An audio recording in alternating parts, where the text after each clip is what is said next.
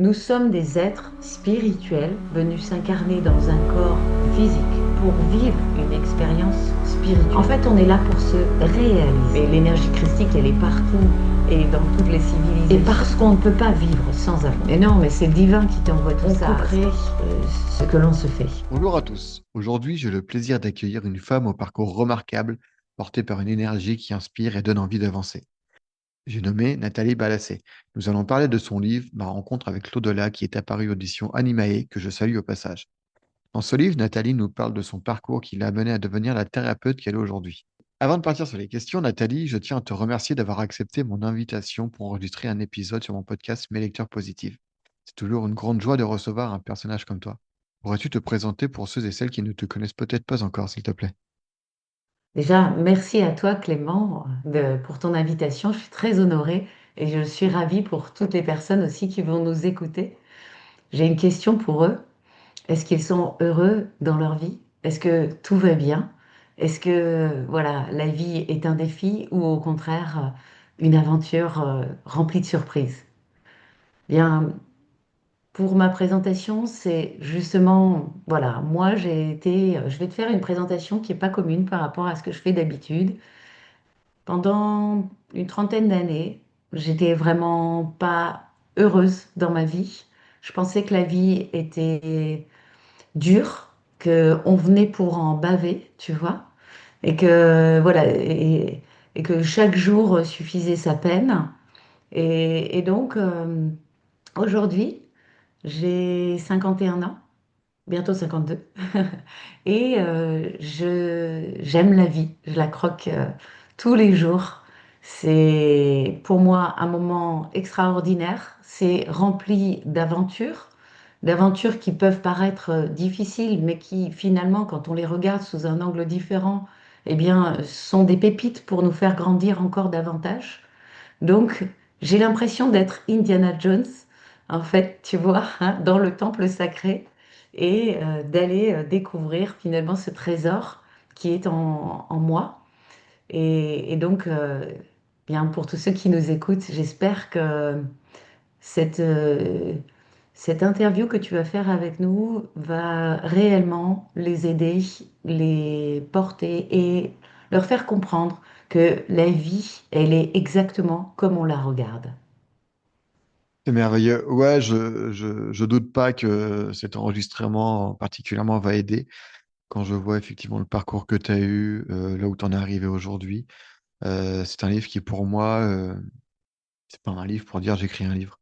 C'est un livre qui raconte et qui est une preuve que malgré toutes les péripéties qu'on a eues, c'est pas un problème. On y va, on avance et on baisse pas les bras. Et ça ira bien. Tout va bien se passer. C'est ça, exactement. Et puis, de toute façon, tout ce qui est mis sur notre chemin, c'est pour nous faire avancer, c'est pour nous faire grandir en amour pour soi et en amour pour les autres. Donc, c'est vrai que dès que j'ai compris ça, ben après, tu vois plus la vie pareille, en fait. C'est ça. Dans ce livre, tu nous parles de trois déclics qui t'ont amené à faire ce travail sur toi-même. Est-ce que tu peux nous en parler, s'il te plaît? Oui, bien sûr, avec grand, grand plaisir. Donc, tout d'abord, dans ma relation aux hommes, eh bien, pour faire court, parce que si je t'explique les trois déclics, sinon ça va faire l'heure, alors ça va pas être. Ouais, ouais, non, il y a Voilà, bien d'autres questions. voilà, exactement. Donc, je vais faire très court.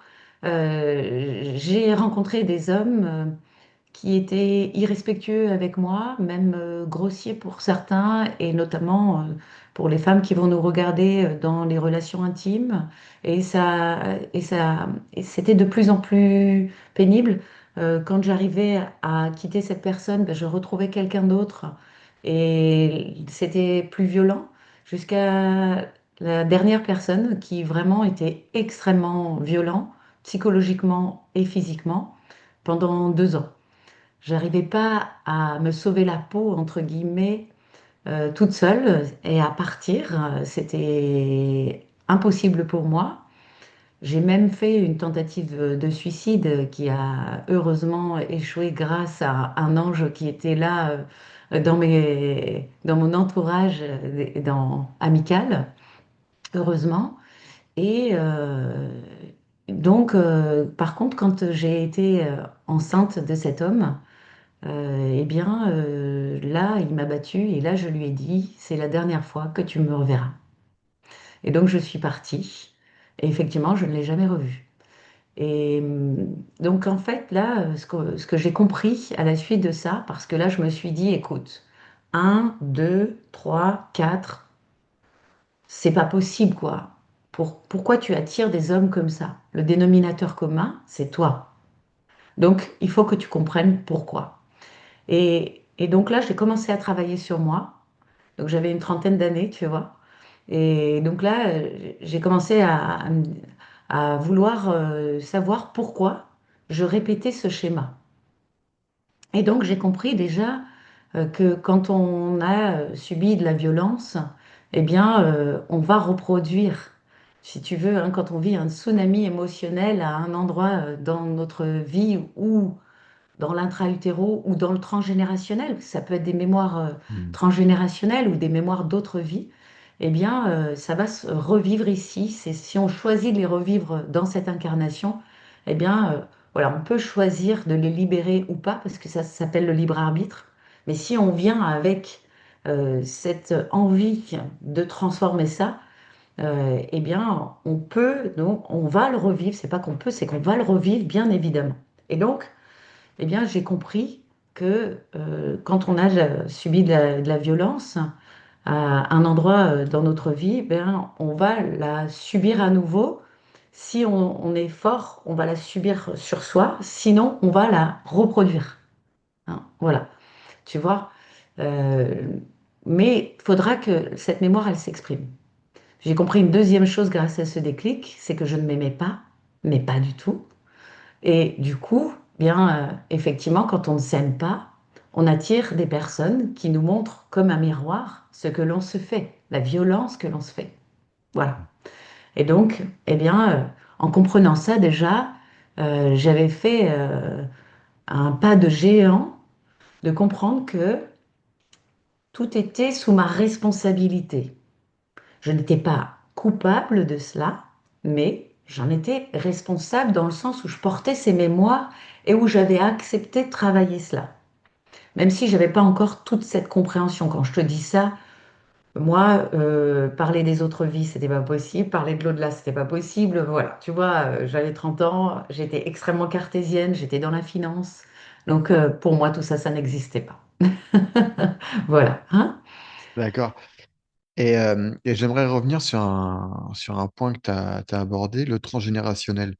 Est-ce que c'est pour toi, c'est réussir à dépasser ce que tu as vécu dans une autre vie, justement, les violences physiques dans un couple comme ça? Alors, le transgénérationnel, ça concerne nos ancêtres. Ouais, C'est-à-dire ce que nos ancêtres ont vécu. Par exemple, tu vois, je vais te donner un exemple très clair, comme ça tout le monde va comprendre. Quand il y a eu les attentats du Bataclan, j'ai reçu énormément de personnes qui, rien qu'en voyant les images à la télévision, ne pouvaient plus sortir de chez elles parce qu'elles faisaient des crises d'angoisse. d'accord. Tu Ok. vois? Voilà, hein.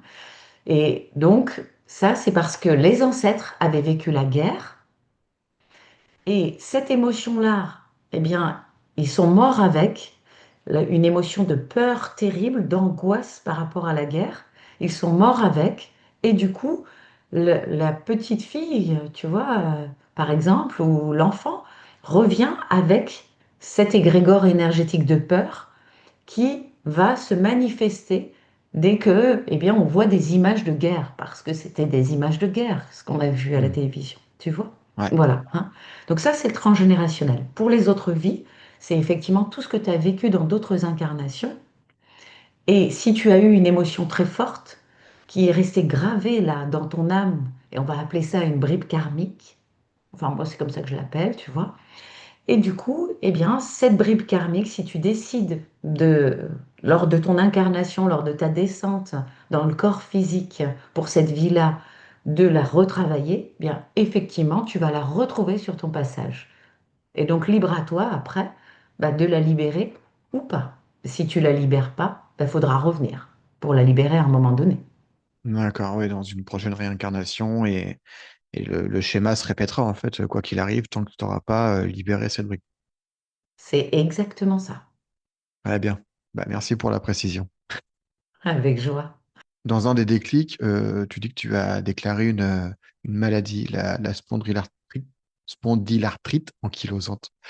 Et tu as une phrase qui m'a beaucoup marqué, c'est combattez plus la maladie, je remettais de la santé dans mon être. Est-ce que tu peux nous en parler, s'il te plaît? Ça, c'est très très fort, je trouve. Oui, tout à fait. Oui.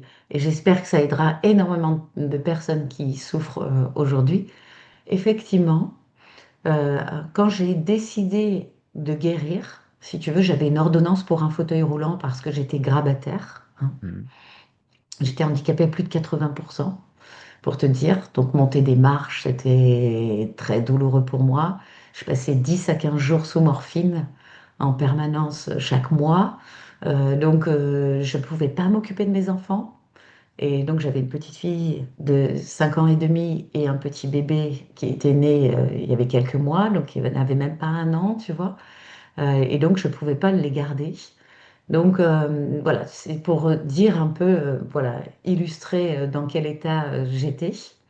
C'était vraiment une forme très sévère. Et donc le jour où j'ai eu l'ordonnance pour le fauteuil roulant, j'ai réfléchi la nuit et je me suis dit non, non, je peux pas, non, c'est pas possible. Alors, qui est-ce qui peut te guérir? Parce que les médecins ne savent pas quoi faire de toi. Les médicaments ne fonctionnent pas. J'avais des piqûres, hein, des anti-TNF alpha. Donc, alors, qui est-ce qui peut? Et je t'assure qu'immédiatement, la réponse est arrivée, toi. Mais tu vois, une voix intérieure avec une profondeur et un amour incroyable, toi. J'ai dit, quoi, moi? Mais comment ça? Quoi, moi? Oui, toi.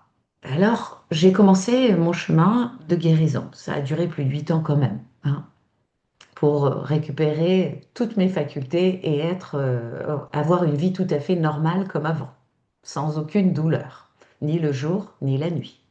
Parce que pour ceux qui souffrent de la spondylarthrite ankylosante, on le sait bien, généralement, on souffre davantage la nuit. C'est une Mhm. maladie où on ne peut pas se reposer. C'est ça qui est difficile parce que le corps n'arrive pas à se régénérer, hein. D'accord, ok. Donc, voilà, hein. Et, et donc, effectivement, à un moment donné, j'ai compris que plutôt que de faire taire mes symptômes avec des médicaments, je remettais de la santé. J'ai compris que mon corps, c'était pas mon ennemi. Qu'en fait, il disait les souffrances que je m'étais infligées pendant plus de 30 ans. J'ai dit tout à l'heure que pendant plus de 30 ans, je ne m'aimais pas, j'aimais pas la vie, je la trouvais dure, euh, je, je me trouvais inintéressante, même si j'avais une vie sur le plan professionnel qui fonctionnait bien, tu vois, mais c'était comme une coquille vide à l'intérieur, si tu veux, tu vois. C'est un peu comme si je faisais tout pour éteindre ma flamme qui demandait qu'à briller à l'intérieur, tu vois. Donc voilà, en fait, quand on s'aime pas et qu'on se dit par exemple, mais t'es nul, mais pourquoi t'as pas pensé à ça?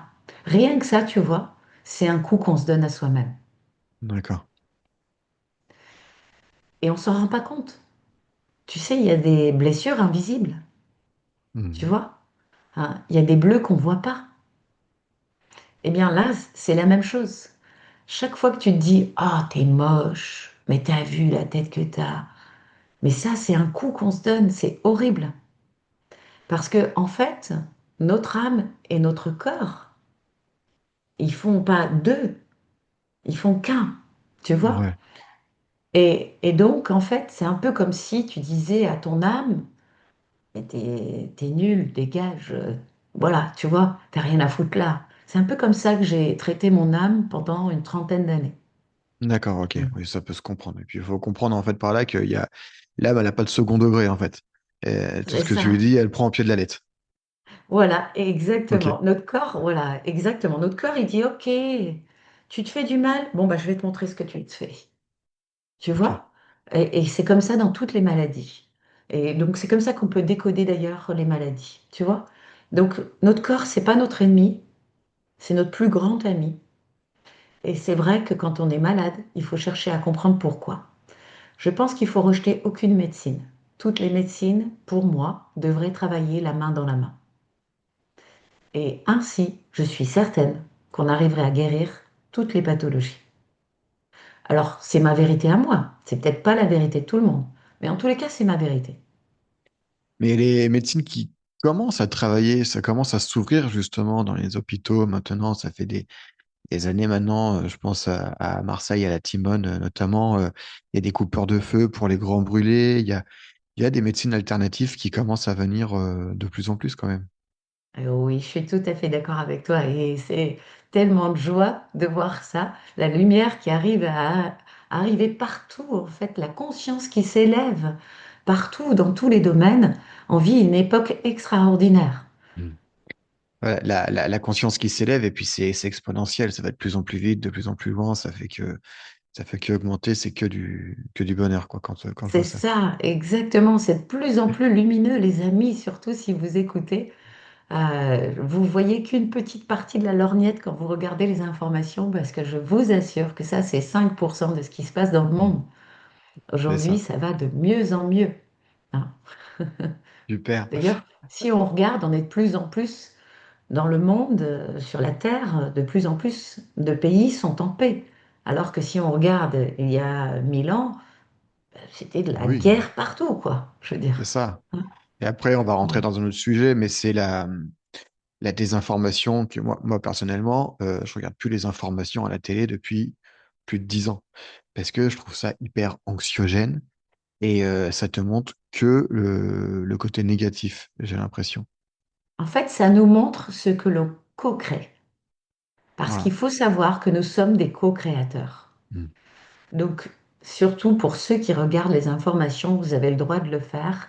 Mais dites-vous que c'est une information sur ce que vous êtes en train de co-créer, sur ce que nous sommes en train de co-créer. Parce que bien évidemment, nous sommes tous dedans. Et chaque fois qu'on dit, oh mon Dieu, cet homme-là, comment il a pu faire un truc pareil, c'est horrible. Mais ces gens-là, on devrait les tuer, on devrait faire ci, on devrait faire ça. Eh bien, on est en train de co-créer d'autres tueurs en série, par exemple, tu vois? Oui, ça alimente l'égrégore collectif, quoi. Exactement, tu as tout compris. On va rentrer directement dans le vif du sujet, s'il te plaît, et j'aimerais que tu nous parles de ta technique d'ennemi et de ton expérience avec cette femme à l'époque médiévale, s'il te plaît. Ah, ok, super, d'accord. Alors, je t'explique d'abord TEDMI, tu vois, cette technique. Donc, c'est technique d'effacement définitif des mémoires émotionnelles inconscientes. Mais j'adore TEDMI parce que TEDMI, ça veut dire tu aides moi et en s'aidant soi, on aide aussi les autres, tu vois? Voilà, hein. Donc, j'ai découvert, parce que je recevais, même en étant malade, alors quand j'ai réussi à sortir de mon lit et à avoir de moins en moins de jours où j'étais vraiment complètement out, si tu veux, en crise inflammatoire, hein, parce que les crises inflammatoires, elles ne se sont pas arrêtées du jour au lendemain. C'est ce qu'on voudrait, hein. On voudrait Oui, bien passer sûr. de 10 à 15 jours sous morphine à zéro sous endorphine, parce que hein, moi, je prenais plus de morphine du tout, donc j'ai fabriqué de l'endorphine, qui est 10 fois plus puissante que la morphine, mais bon, je vais pas aller sur ce terrain-là. Mais simplement, quand j'ai commencé à avoir moins de douleurs déjà la journée, j'en avais toujours la nuit, mais je recevais quand même des gens et je me suis installée en tant que praticienne en relation d'aide. Et là, j'ai commencé à avoir donc beaucoup, beaucoup de gens, hein. Je faisais plus de 1000 consultations par an, pour te dire.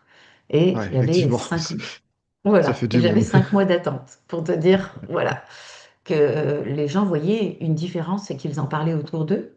Et donc, parce que je me suis intéressée à aller chercher les causes, exactement comme on en parlait tout à l'heure dans la maladie, Mm. plutôt que de faire taire les symptômes ou de dire aux gens, bah oui, c'est vrai que vous n'êtes pas bien parce que vous avez eu une mère qui était horrible avec vous, donc c'est normal.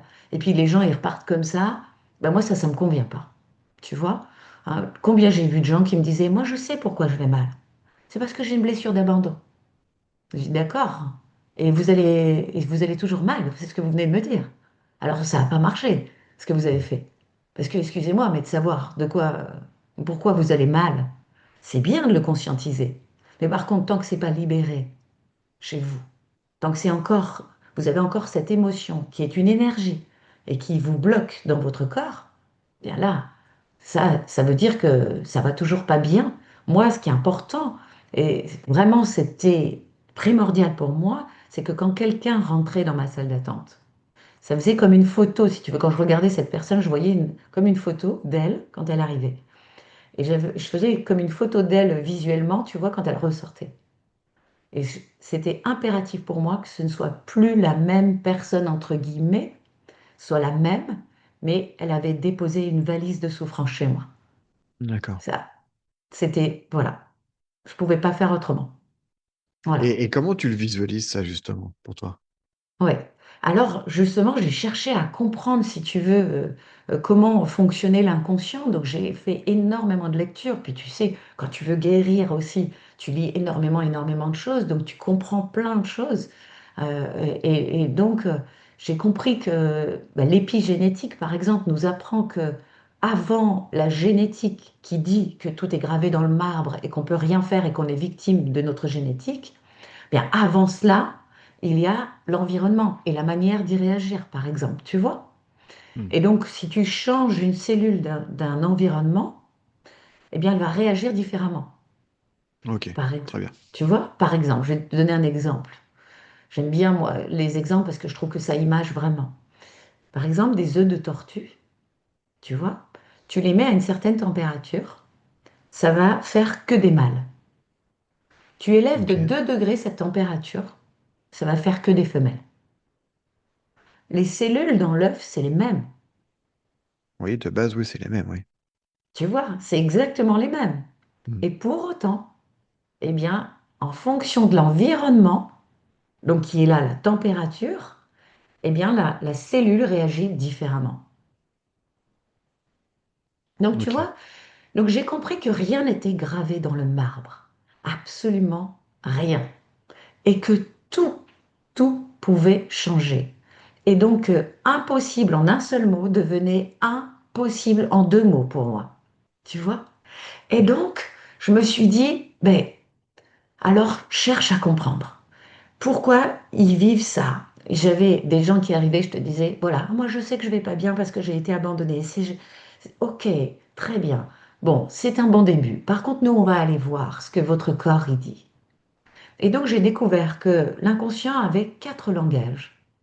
Le langage des formes, le langage des couleurs, le langage des oiseaux et le langage du corps. Et avec ça, eh bien, j'ai créé une technique qui est pour l'instant unique parce que j'en ai jamais entendu parler ailleurs et qui permet d'aller en lecture directe quand la personne elle vient avec une problématique, tu vois, elle vient par exemple avec cette problématique, d'accord, ok, alors fermez les yeux, pourquoi vous dites que vous allez mal? Eh bien, on va aller voir dans quelles circonstances, etc. Vous allez visualiser cette circonstance, par exemple, et puis après, je vais lui poser des questions. C'est à quel endroit dans votre corps? quelle, quelle émotion, quels mots vous mettez sur ça, sur ce mal-être, tu vois, parce que les mots, mais, sont importants. Quelle forme, quelle couleur, et je t'assure que ça arrive tout seul. C'est assez impressionnant, c'est bluffant pour les gens qui viennent en formation, ils me le disent toujours. Et du coup, eh bien, cette personne, une fois qu'elle a identifié tout ça, elle se dit, elle est bizarre, celle-là elle me pose des drôles de questions, j'ai jamais fait un truc pareil. Par contre, moi, là, j'ai tout le puzzle. Je vais te donner un exemple. J'ai interviewé d'ailleurs sur ma chaîne YouTube bientôt une personne qui est venue en formation qui s'appelle Audrey. Je vais te donner son exemple. vas-y. Elle, elle était courbée en avant, si tu veux. Tu vois, un peu comme une tortue, justement. Tu vois, hein? Et elle disait, mais j'aimerais bien pouvoir redresser les épaules. J'ai tout essayé, le kiné, la thérapie, tout, quoi, les trucs, tu vois, qui redressent les épaules et tout, mais mon corps revient automatiquement dans cette posture. ok. Et donc, moi, quand les personnes viennent se former à cette technique, eh bien, je les fais pratiquer. Et je leur demande toujours de faire une liste de problématiques qu'ils ont à libérer, tu vois. Et donc, eh bien, Audrey, elle dit, ben, moi, je veux travailler ça. Je lui dis, parfait. Et quand j'arrive vers donc le groupe qui est en train de travailler, j'entends que Audrey a dit, enfin, j'écoute trois groupes en même temps pour te dire, voilà, hein. Ouais, Donc, j'entends qu'elle a dit, parce que quand la praticienne lui a dit, OK, retourne, donc va voir dans tes épaules, qu'est-ce que tu ressens, quel mot tu mets dessus, elle met euh, écrasement. Alors, je sais plus si c'est exactement le même mot, mais c'est un truc comme ça. Effondrement, voilà. Effondrement. Euh, c'est comme si je me sentais écrasée, elle dit, voilà. Et puis après, d'un seul coup, alors qu'elle est en train de se connecter à cette émotion-là, elle se met à trembler. Mais comme quelqu'un qui a Parkinson, tu vois, vraiment à trembler, et c'est plus du tout contrôlable pour elle. Donc, tremblement. Donc moi, ben, c'est mon rôle en tant que formatrice. Je vais auprès de la personne et je lui dis écrasement, tremblement, il y a quelque chose qui s'est passé. Il y a quelqu'un qui a subi un écrasement, un tremblement, un écroulement, ou je sais plus. Enfin, elle va me le redire parce que je vais l'interviewer, elle va me redire les mots exacts qu'elle a dit. D'accord? Et, et donc je lui dis, là, tu vois, il y a quelque chose qui s'est passé, quelque part. Donc évidemment, ben, on pratique la technique, on la ramène à une visualisation. D'un seul coup, elle voit une personne qui est son arrière, arrière, arrière-grand-père. Donc tu vois, on remonte trois générations, quatre générations, je dis des bêtises, tu vois, parce que, hein. Et là, euh, elle voit qu'il est dans une grotte, donc elle est de la Réunion, tu vois. Et il y a la mer, et il fait beau, tout va bien. Je lui dis, OK, maintenant avance le temps. Et quand elle se met à avancer le temps, elle voit que la grotte s'effondre sur lui. d'accord. D'accord? Et quand on a libéré ça, je ne vais pas te faire toute la séance, mais quand on a libéré ça, Audrey, elle a d'un seul coup respiré très fort et ses épaules se sont redressées. Et ça a été terminé. Donc c'est une mémoire qui lui est revenue et elle s'est dit, ça me, enfin, ça m'est pas arrivé à moi, c'était du transgénérationnel pour le coup. Et du C'est coup, ça. elle a pris conscience que c'était pas elle et ça l'a libérée du coup. Alors, c'est plutôt qu'on a libéré l'émotion de son arrière, arrière, arrière-grand-père à D'accord. travers elle. Et il y a une question qui me vient, c'est est-ce que son père ou son grand-père ou son arrière-grand-père était pareil justement? Est-ce que eux aussi se sentaient écrasés ou C'est une c'était juste elle? Ça a sauté quelques générations et C'est une très bonne question que je poserai à Audrey, parce que d'accord. j'ai pas eu l'idée de la poser, donc je te remercie pour cette question. Avec C'est une plaisir, très très écoute. bonne question. Mais sache que l'égrégore énergétique va sur la personne qui a décidé de le libérer. Ouais, d'accord. Donc il est très probable que son père, son grand-père n'ait pas eu du tout les épaules courbées comme ça en avant, tu vois, Ouais. mais elle a décidé, c'est un contrat d'âme qu'ils ont fait ensemble avant qu'elle s'incarne, tu Ouais, vois. ouais, bien sûr, Hein. ouais, ouais. Et donc, elle décide de revenir avec cet égrégore énergétique qui fait que ça lui fait courber, puisque c'est une énergie qui agit dans son corps et donc elle courbe les épaules, tu vois? Ok. Et donc, eh bien, elle a choisi de le libérer et ben, elle a fait ce qu'il faut. Elle s'est inscrite à la formation. Elle aurait pu faire tout autre chose, tu vois, Hmm, hein, qui aurait peut-être fonctionné. Pour l'instant, elle avait fait plein, plein de choses qui n'avaient pas marché.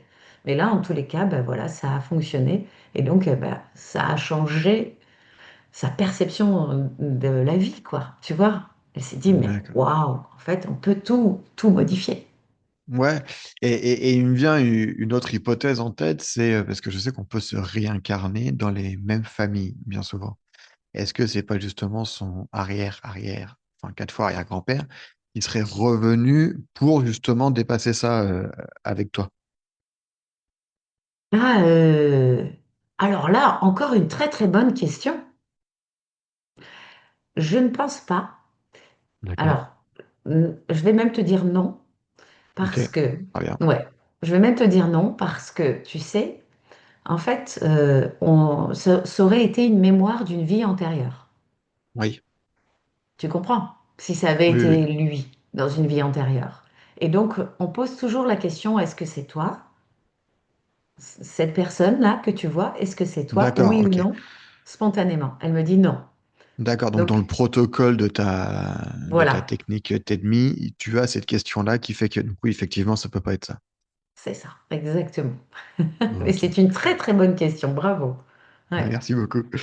Euh, donc, tu as continué à faire des formations et à chaque fois, tes ressentis, ils augmentaient, tes consultations devenaient de plus en plus efficaces. Euh, qu'est-ce que, comment tu ressens ces choses-là? oui. Alors, je vais te dire déjà quelque chose qui est très important de savoir, donc pour les personnes qui vont nous écouter, c'est que nous sommes tous, nous avons comme un diamant brut à l'intérieur de nous, avec de multiples facettes. Et ces facettes sont la plupart du temps encrassées.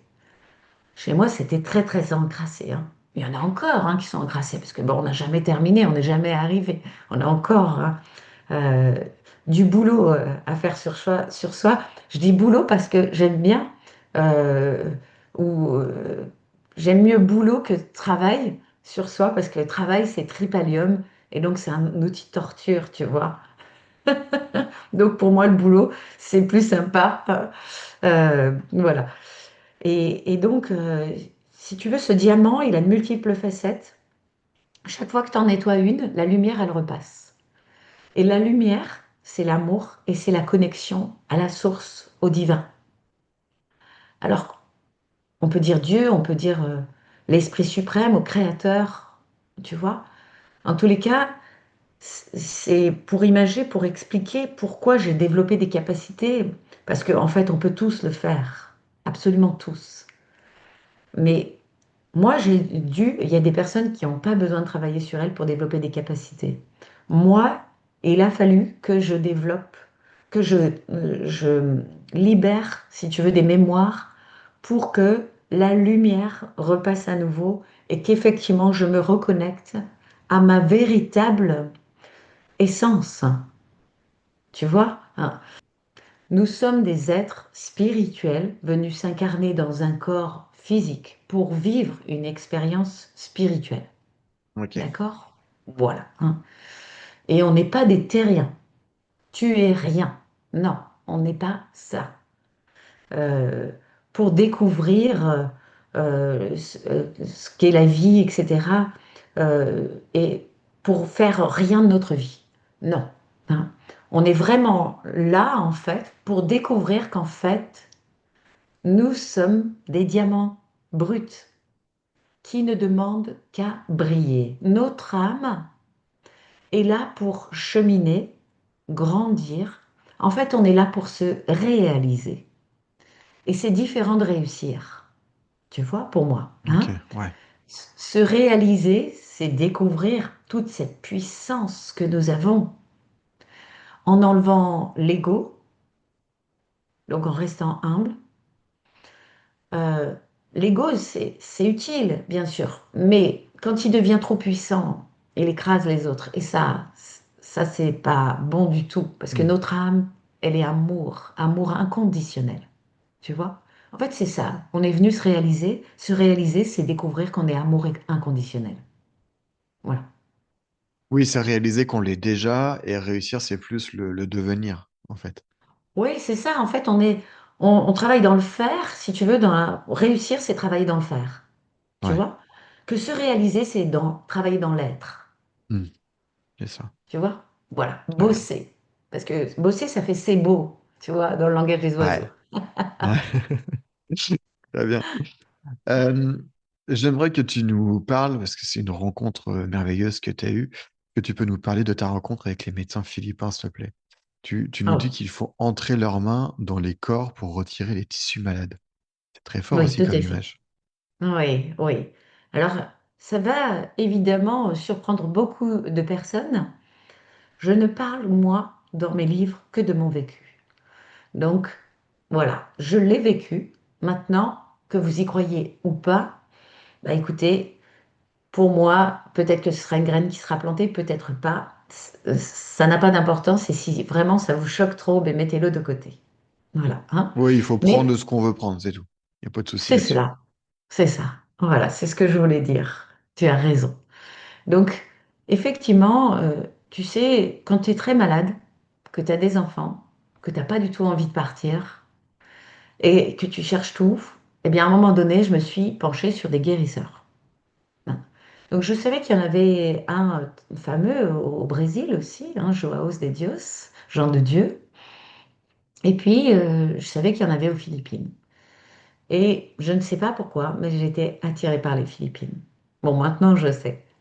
Mais quand je suis arrivée aux Philippines, ben, c'était réellement dans l'intention de guérir. Il faut savoir que je ne suis pas repartie totalement guérie. Hein. Ce n'est pas, certains font le raccourci en disant tu as guéri grâce aux guérisseurs philippins. Ce n'est pas exact. J'ai guéri par contre des douleurs que je n'arrivais pas à guérir grâce aux guérisseurs philippins, oui. Et je D'accord. leur en suis extrêmement reconnaissante. Oui, parce que c'est déjà énorme quand même comme avancée. Mais exactement, tout à fait, c'est ça. Il y avait une douleur dans les dorsales que je n'arrivais absolument pas à enlever, malgré tout ce que j'avais fait sur le plan alimentaire, sur le plan du stress, sur le plan du travail sur moi, etc. Enfin, tout, tu vois, voilà. Hein. Et donc, euh, grâce au guérisseur philippin, j'ai enlevé cette douleur dans les dorsales, cette douleur dans les genoux. Et donc, vraiment, ça a été en plus extraordinaire pour moi de voir que des humains sont capables de canaliser l'énergie christique, parce qu'ils l'appellent comme ça, ils sont très croyants, et notamment dans la religion catholique. Hein. Mais l'énergie christique, elle est partout et dans toutes les civilisations. Les Mayas, les Égyptiens, partout, en Mm. fait, tu vois, hein, et dans toutes les religions, en fait. Et donc, ils connectent avec l'énergie christique qui les incorpore. Et donc, à partir de là, tout est possible. C'est-à-dire que vous êtes devant, allongé sur une table de soins, vous n'avez pris aucune drogue, pas d'ayahuasca, pas de drogue de quoi que ce soit, vous n'avez rien bu de particulier. Hein. Vous n'avez même pas besoin de méditer, j'ai envie de dire, tu vois, tu arrives, tu as certains guérisseurs, tu prends un numéro, et puis quand elle dit ton numéro, bah, tu arrives et tu t'installes sur la table, tu te mets en sous-vêtements, et là, elle entre, parce que là c'est une guérisseuse dont je parle, mais il y a des hommes et des femmes. Elle entre dans les tissus, comme ça, ses mains, sur un point stratégique qui est un point d'acupuncture. Et sous ses mains, les chairs s'ouvrent. Elle saigne. Et là, là où le guérisseur va matérialiser l'énergie malade sous forme de tissu. Et elle va aller retirer ces tissus du corps. Donc effectivement, ils peuvent aller retirer aussi des tumeurs malignes, hein, c'est possible. Ils peuvent aller retirer des tumeurs bénignes d'ailleurs. Moi, j'ai vu des opérations incroyables. Enfin, je vais m'arrêter là parce que j'imagine que ça va beaucoup, beaucoup surprendre les personnes. Ce qu'il faut savoir, c'est que quand ils retirent les mains, il n'y a plus aucune cicatrice. Par contre, on a réellement vécu une opération et donc c'est nécessaire de se reposer au moins une heure, le temps que le corps comprenne ce Mm. qui s'est passé. Hein. D'accord. C'est des magnétiseurs plus en fait, comparé à chez nous. C'est ça, exactement. Voilà. En fait, nous, en tant que magnétiseurs, on peut voir les masses, tu vois, et Mm. les libérer dans les énergies subtiles. Ouais, Donc, tu vois, quand je parle de masse, c'est les énergies malades du corps, tu vois. ouais, Eh bien, eux, ils les matérialisent et ils vont les chercher dans le corps physique. Oui, c'est ça. c'est impressionnant. Oui, effectivement, on pourra en parler pendant des heures parce que ça a l'air passionnant. Ça l'est. C'est incroyable. En Euh, tous les cas, ça a changé. Moi, même, tu vois, la première fois que j'ai eu une opération, j'ouvrais les yeux et je regardais ce que faisait le guérisseur. Et ouais. il a sorti des tissus, ils les ont mis dans un verre d'eau devant moi pour que je voie ce qu'il retirait, tu vois. Eh bien, même là, alors que moi, tu vois, je suis très têtue. Et même là, je me disais, il y a une entourloupe. C'est pas possible. Mais il y a eu un tour de passe-passe que j'ai pas vu. Ouais, c'est ça. Ouais, bah forcément, tu te dis ça, tu dis le mental prend forcément le dessus quand on n'est pas coutumier de ces. quand c'est on n'est ça. pas habitué à ces choses-là, en tout cas. En fait, moi, ça a mis au moins 2 ans pour bousculer mes champs de pensée. J'y suis retournée l'année d'après. Oui, et puis c'est pas quelque chose qui se fait, comme tu disais, sur l'instant non plus. Parce que tu disais tout à l'heure qu'ils t'ont guéri des douleurs, mais pas de la maladie. Donc, C'est mais ça, ça, c'est très important à préciser aussi, je pense, parce que c'est aussi un travail à faire sur toi-même. C'est la guérison vient de l'intérieur en quelque sorte. Eux, ils t'ont mis le pied à l'étrier et maintenant roule, t'as plus qu'à bosser toute seule de ton côté, quoi. Si j'ai c'est bien ça. compris en tout cas. Mais tu sais, je crois que dans tous les accompagnements, c'est pas le praticien, le thérapeute, le psychologue, l'énergéticien, le guérisseur qui nous guérit. On ne peut pas lui donner 100% de cette responsabilité. En fait, lui, il fait ce qu'il a à faire, Mhm. 100% de son côté. Mais nous, on doit faire 100% de notre côté aussi. Il n'y a que comme ça que ça fonctionne. D'accord. Ouais, il te montre le chemin, toi de le parcourir si tu veux le faire, quoi. C'est ça. Très bien. C'est passionnant, c'est impressionnant, j'adore. J'en ai des frissons à en parler. Alors, il y a deux clients dont j'aimerais parler. Le premier, c'est Stéphane qui est venu te voir au sujet de son papa décédé et que tu as fait passer dans la lumière. Est-ce que tu peux développer ce point-là, s'il te plaît? Oui, tout à fait. Alors, comme je le disais, j'étais très cartésienne, je voulais croire absolument en rien. Bien évidemment, j'avais déjà avancé, puisque j'avais bien vu ce qui s'était passé aux Philippines, j'avais bien vu voilà, des choses, mais je voulais toujours pas y croire. Alors, tu sais, quand tu veux pas croire à l'invisible, eh bien, il frappe un peu plus fort. C'est ça, ouais. Voilà. Hein, au début, il chuchote. Tu m'as vu, tu m'as vu. Il t'envoie des synchronicités, il t'envoie des évidences, des pensées qui sont tellement lumineuses. Mais tu sais, tu te dis, oh, c'est moi, ça. L'ego, il dit, ah, c'est moi, j'ai eu une super idée, là, c'est génial. Mais non, mais c'est le divin qui t'envoie tout ça. Mhm. C'est, voilà, tu vois. Hein, c'est tes guides qui sont là pour t'aider sur ton cheminement sur Terre. Ils sont là en permanence pour toi, tu vois. Et, et un jour, eh ben, il y a Stéphane qui vient, et quand il passe la porte, j'ai senti déjà sa tristesse. Je suis quelqu'un qui ressent les émotions des autres, tu vois. Et ça, c'est une faculté, hein. C'est une faculté.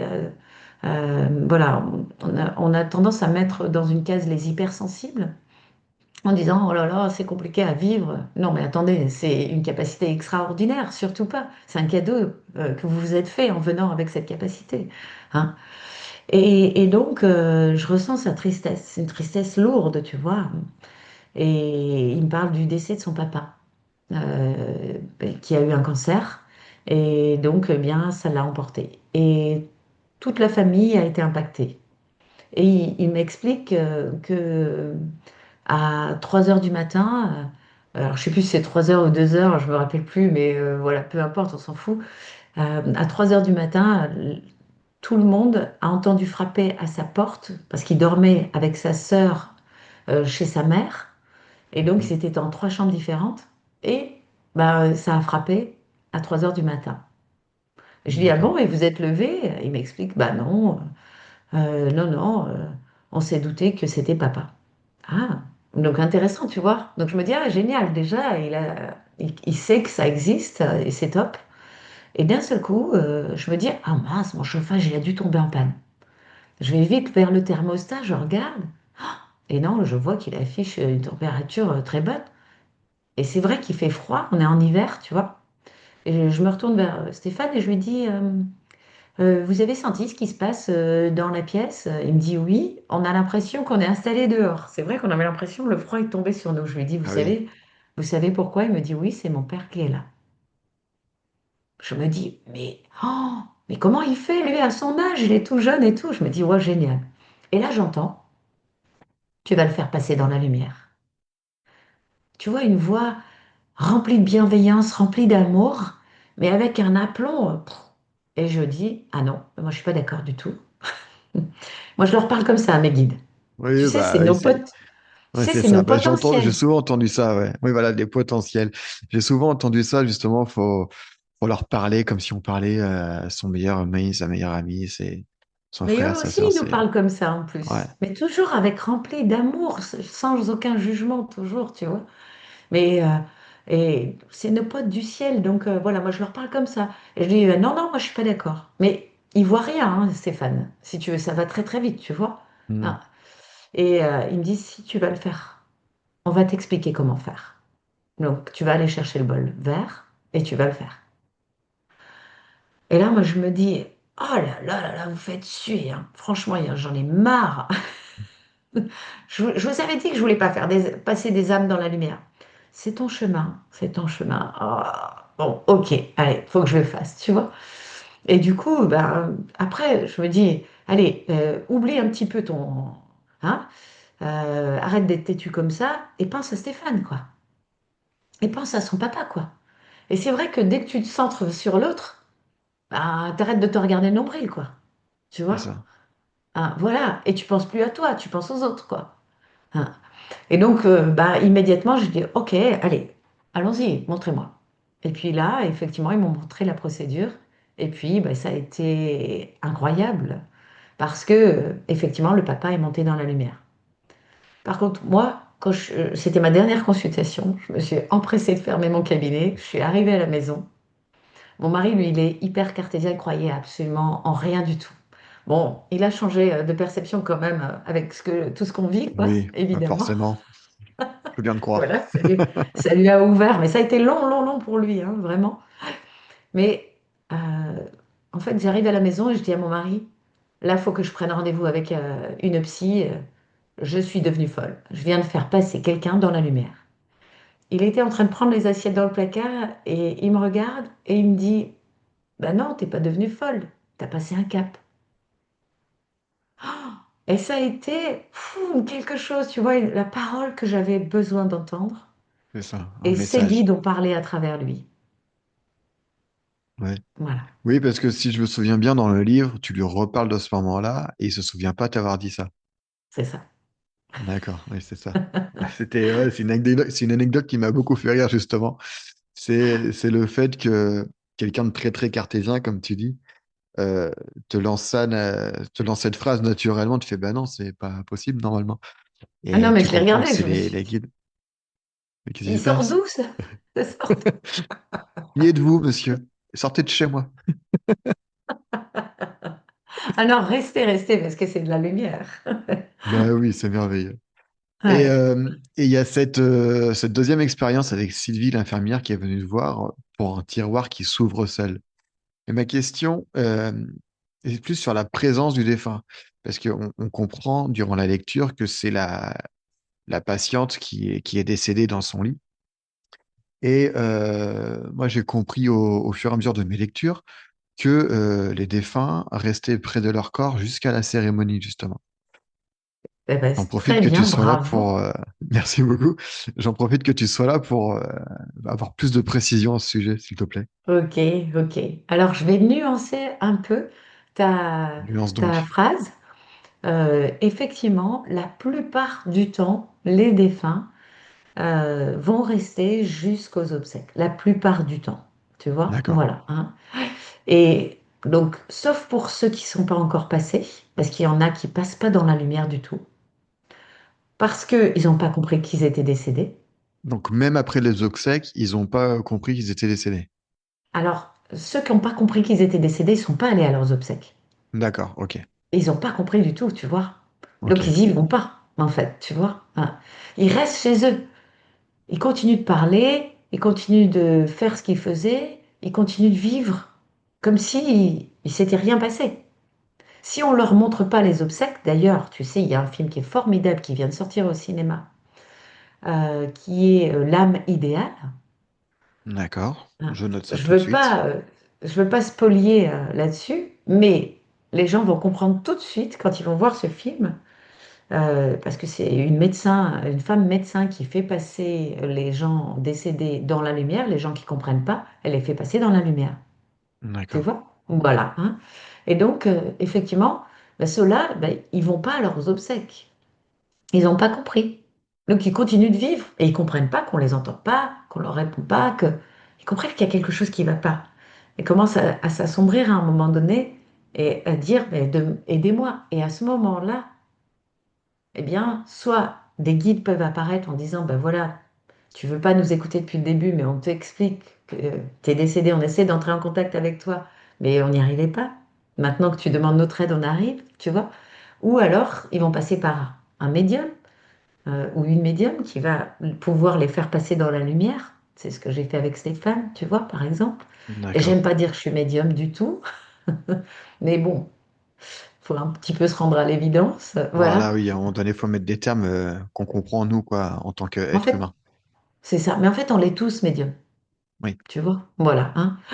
Et donc, il y a ça, donc, il y a un bémol à mettre là, hein. La plupart des défunts passent dans la lumière, sauf ceux qui n'ont pas compris qu'ils étaient décédés, si tu veux, hein. Mhm. Donc, parce que la mort a été trop brutale, parce qu'ils ont encore un message à délivrer à la famille ou à quelqu'un, hein. Ça peut être un autre chercheur, on l'a vu avec Patricia Daré dans un de ses ouvrages, tu vois. Ou bien ça peut être aussi parce que la famille est tellement mal que le défunt a envie de rester près d'eux. Et du coup, eh bien, il reste auprès d'eux, tu vois, hein. Et donc, eh bien, dans ces cas-là, ils ne passent pas dans la lumière. Et il va falloir les aider. Tu comprends? Voilà, hein. Donc, oui, la plupart des personnes assistent à leurs obsèques, sauf aussi un autre cas. Ça peut être aussi des personnes qui sont vraiment très en fin de vie, qui ont compris tellement de choses sur la vie, qui sont devenues vraiment lumière et qui n'ont pas besoin de voir qui vient aux obsèques pour leur plaisir, tu vois.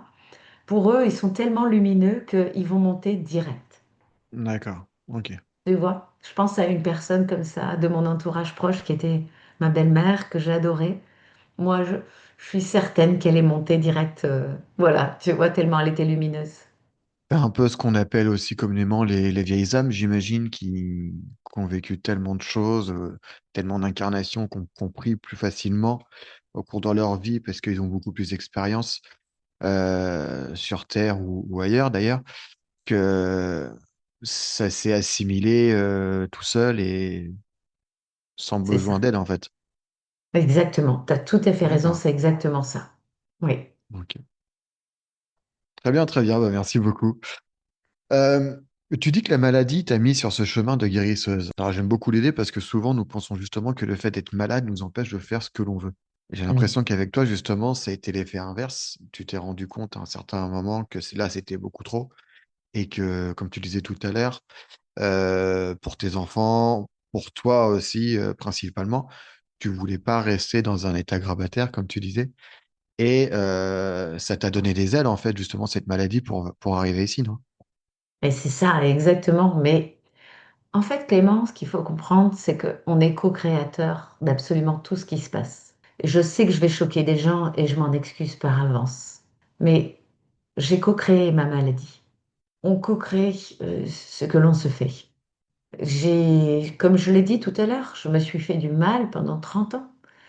J'avançais à contre-courant. C'était très pénible pour moi d'avancer dans la vie. Pour moi, c'était, tu vois, comme les saumons qui remontent la rivière, tu vois, qui meurent en arrivant, quoi. C'était exactement ça, ma vie. Aujourd'hui, c'est plus du tout le cas. Aujourd'hui, je suis le cours. Tu vois, ce matin, je me suis levée en disant, ouais, c'est quoi aujourd'hui les belles surprises que je vais découvrir dans la journée, tu vois? Et puis, effectivement, j'ai eu une belle surprise. D'ailleurs, je les mettais tout à l'heure en Insta, en story, parce que, ben voilà, des commentaires incroyables de gens sur des vidéos, ça les aide. Mais c'est merveilleux, quoi. Aujourd'hui, je suis en alignement avec ma mission. Voilà, En ouais. fait, la maladie vient nous dire le chemin que tu prends n'est pas le bon.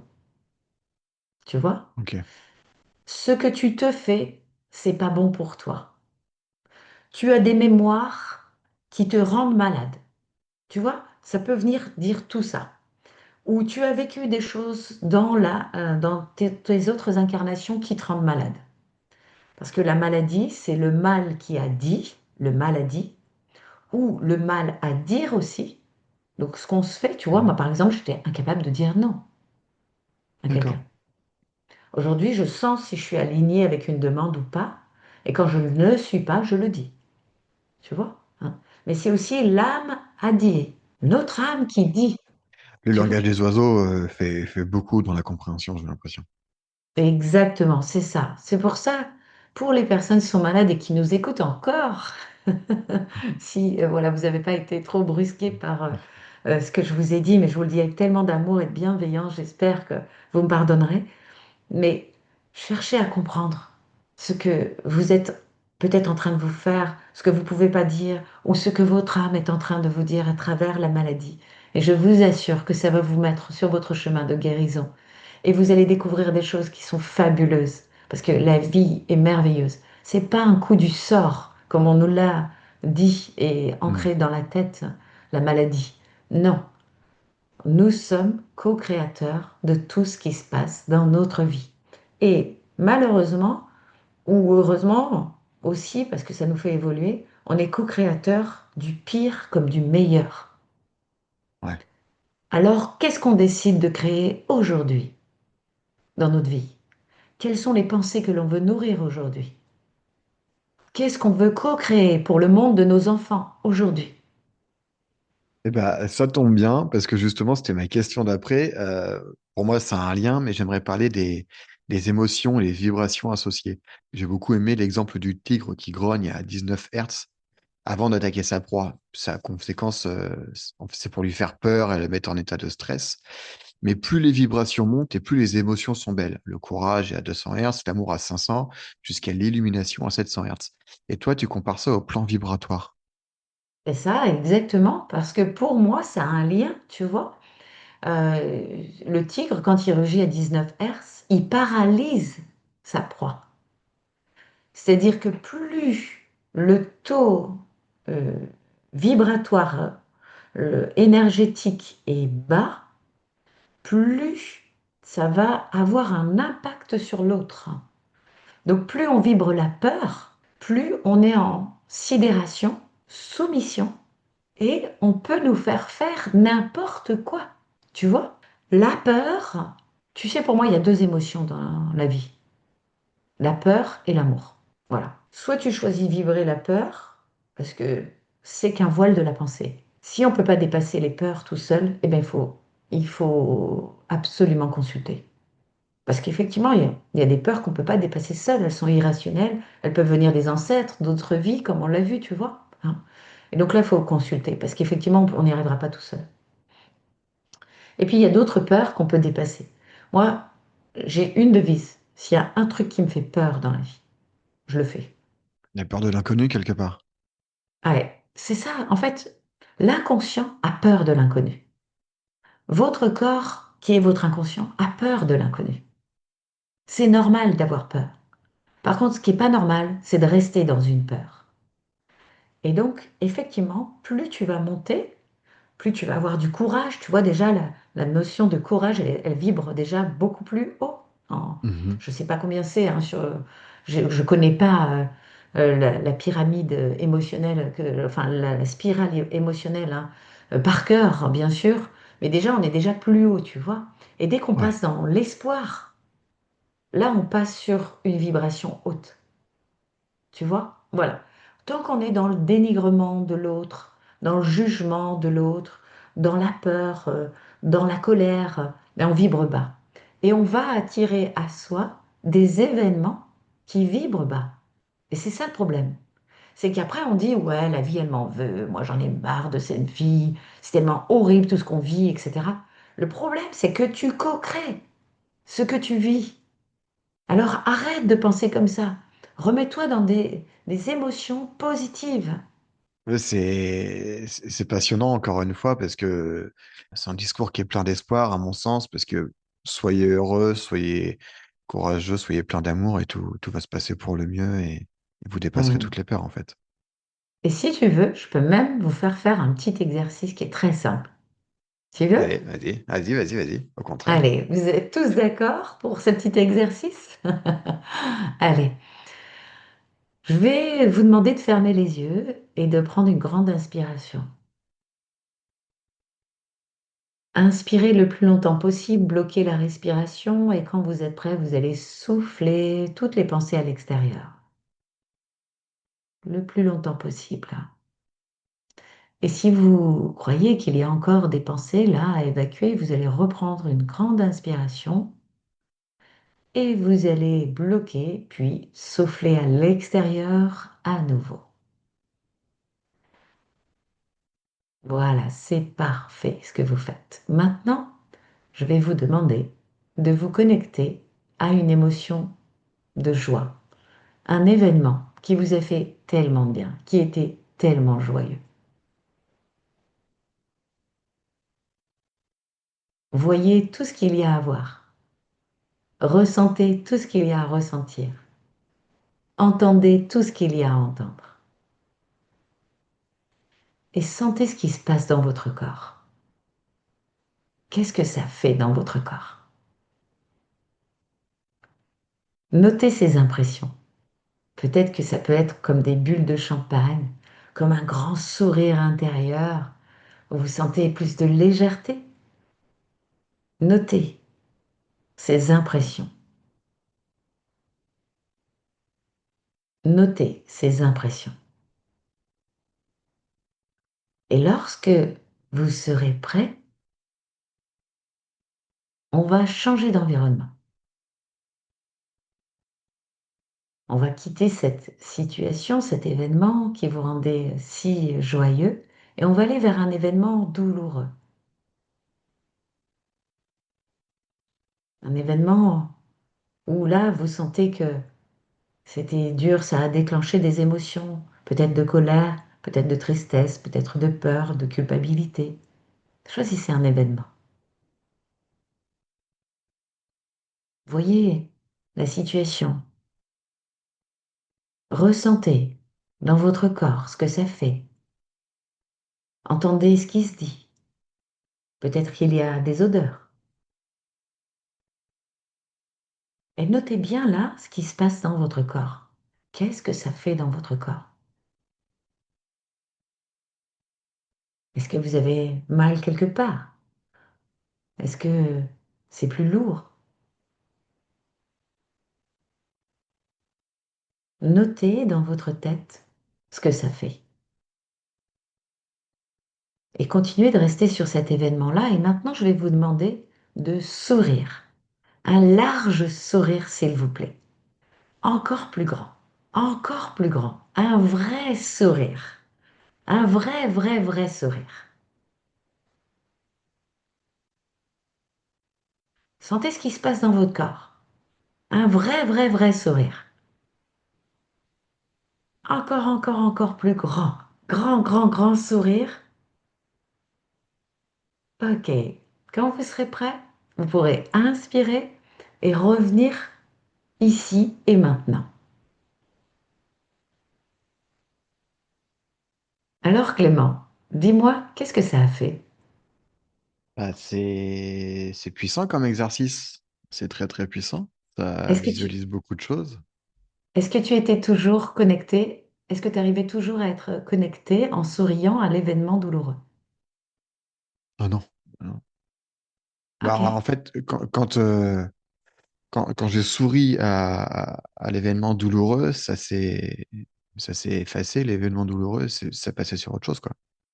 ok, c'est ça que je voulais que tu comprennes, que tout le monde comprenne en faisant cet Mhm. exercice. C'est qu'en fait, nous sommes faits de telle façon que nous ne pouvons pas être malheureux et heureux en même temps. Ouais. Alors, qu'est-ce qu'on choisit aujourd'hui? La lumière et l'amour. Tu vois, c'est notre responsabilité de rester dans un état où on n'est pas bien. Et on peut faire autrement. On vient de le voir rien qu'avec ce petit exercice. Alors, bien sûr qu'il y a des personnes qui vont dire, mais attends, moi, si je suis triste, c'est parce que j'ai perdu quelqu'un. Oui, alors là, c'est différent. Le deuil, c'est un process, une étape à franchir, bien sûr. Et ça met à peu près un an, tu vois. Voilà, hein.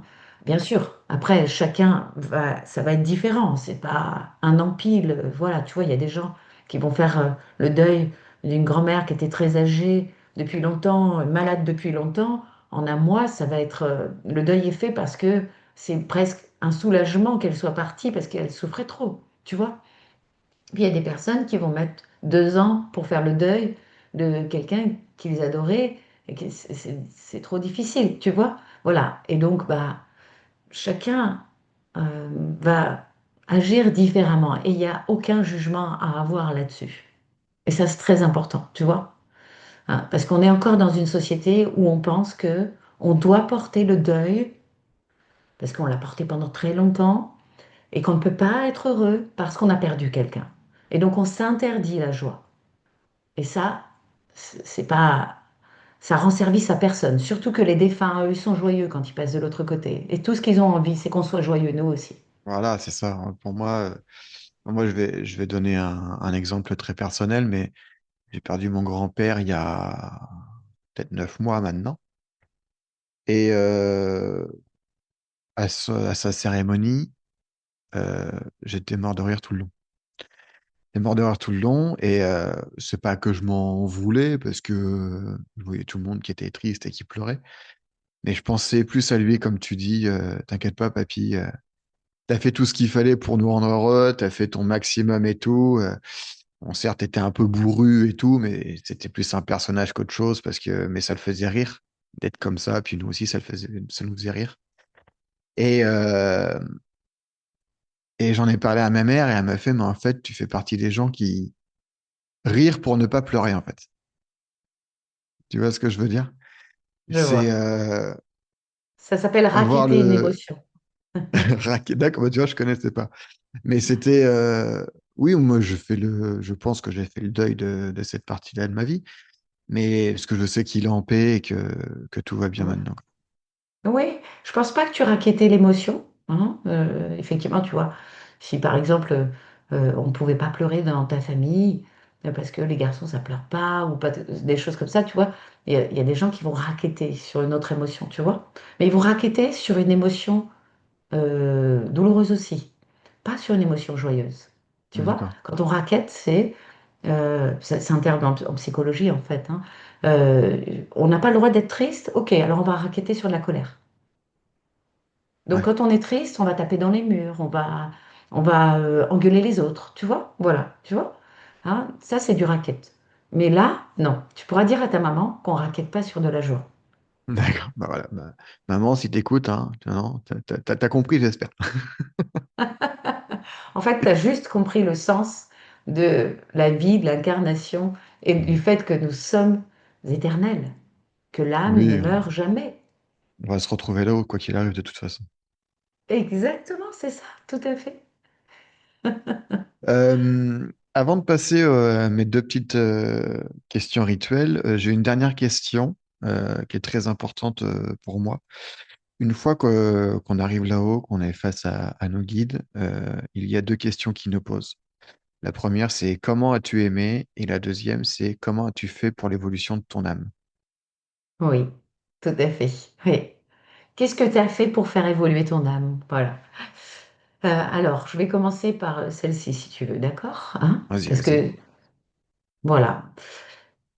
Qu'est-ce que tu as fait pour faire évoluer ton âme, en fait? Je le disais tout à l'heure, j'en ai parlé un petit peu, mais je vais davantage développer là.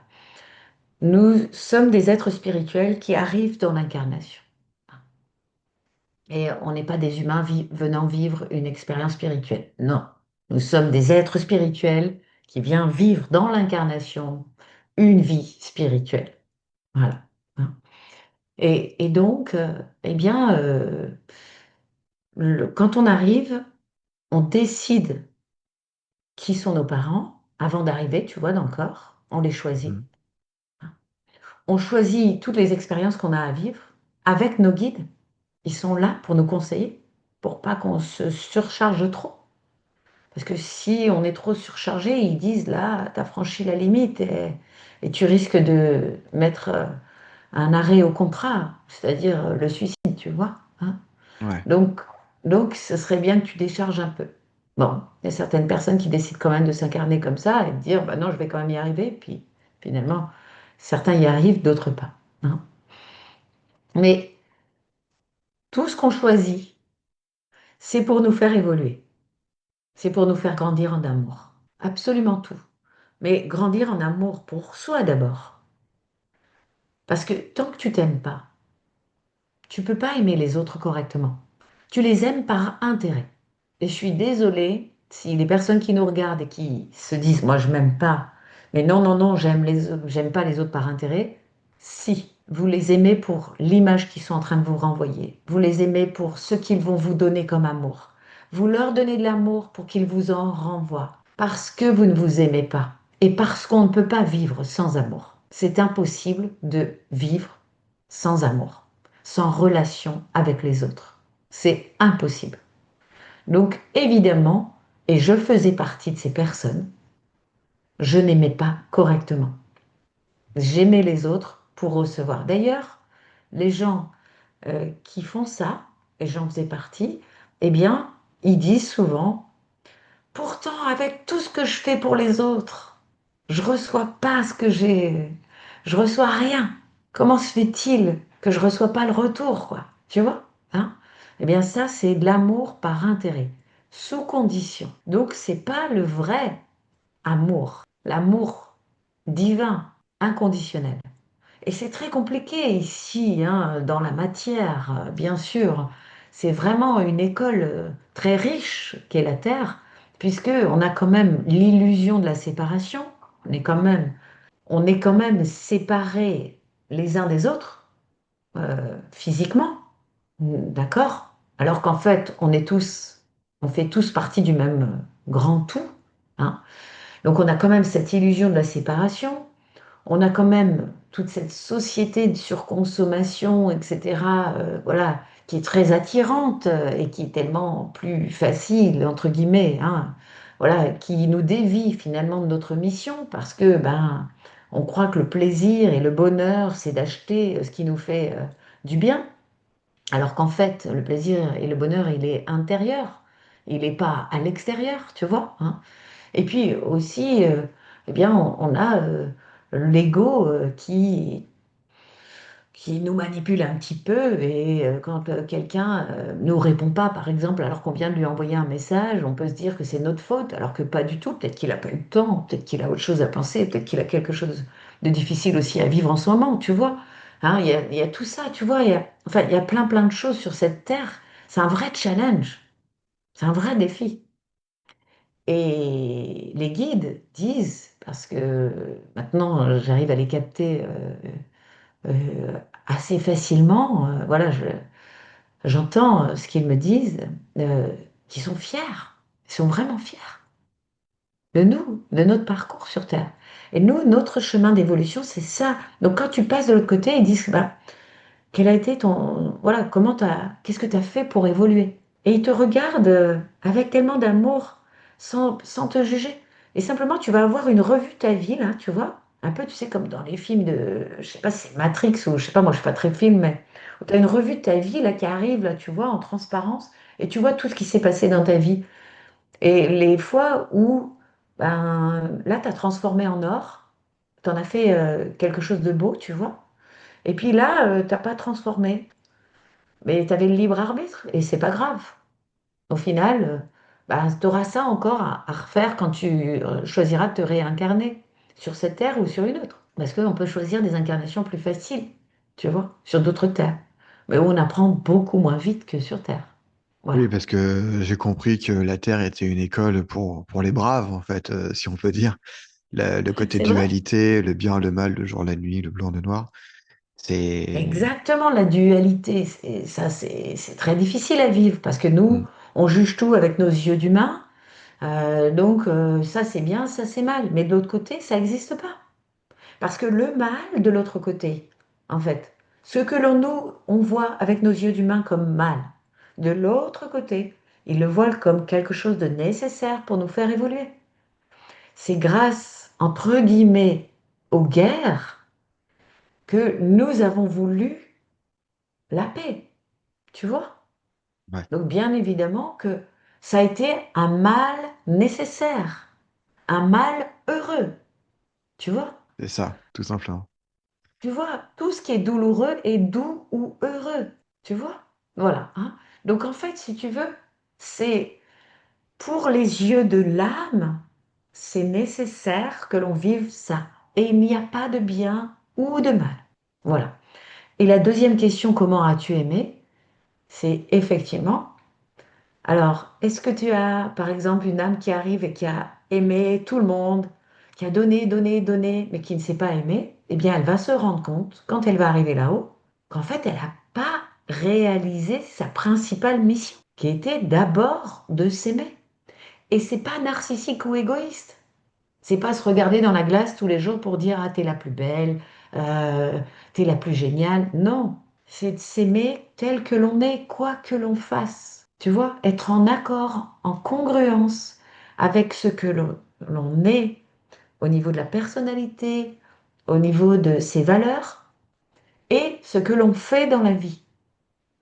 Tu vois, ça, si tu dis ah moi je suis quelqu'un de très généreux, mais qu'au final t'arrives pas à donner 2 euros à quelqu'un qui est dans la rue et tu sens que cette personne, c'est vraiment quelqu'un qui est dans la rue, qui vit dans la rue depuis très longtemps.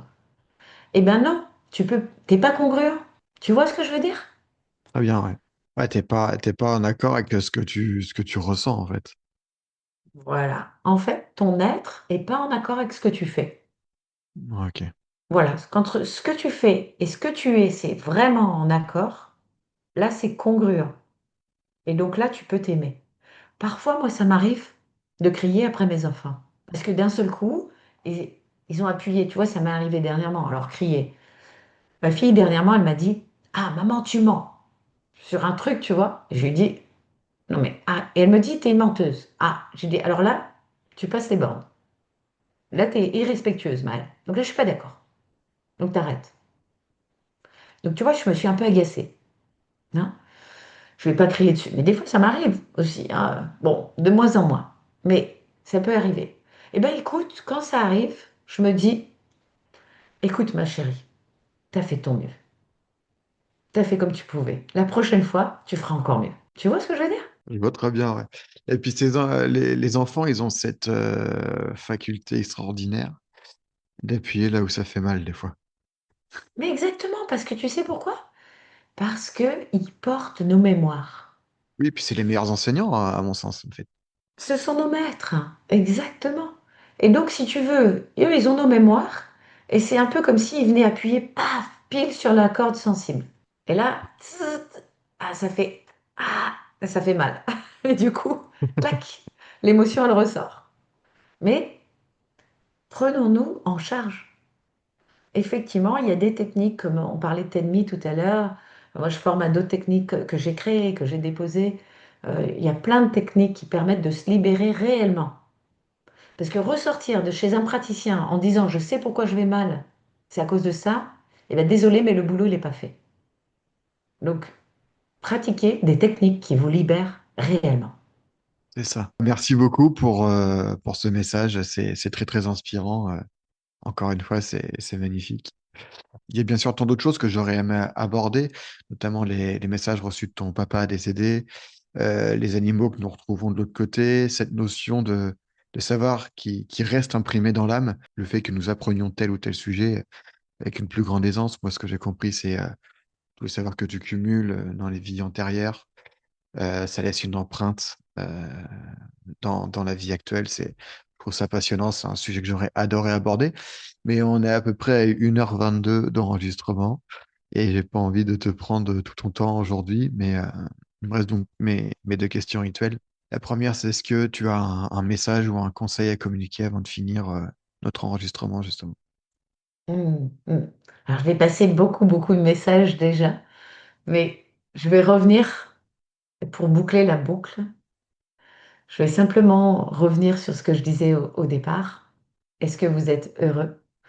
Est-ce que tout va bien dans votre vie? Sur le plan professionnel, sur le plan familial, sur le plan de la santé, sur tous les plans? Si oui, bravo, bravo à vous, vous pouvez être vraiment fiers de vous. Si non, eh bien, vous pouvez le co-créer. Et le divin sera toujours à vos côtés pour co-créer avec vous. Il suffit juste d'une décision, alors allez-y. Ouais, le premier pas est toujours le plus compliqué, et puis après, ça va tout seul. Et la deuxième question, c'est as-tu une recommandation culturelle, un livre, un film ou un documentaire ou même quelqu'un que tu aimerais mettre en lumière? Oui, tout à fait.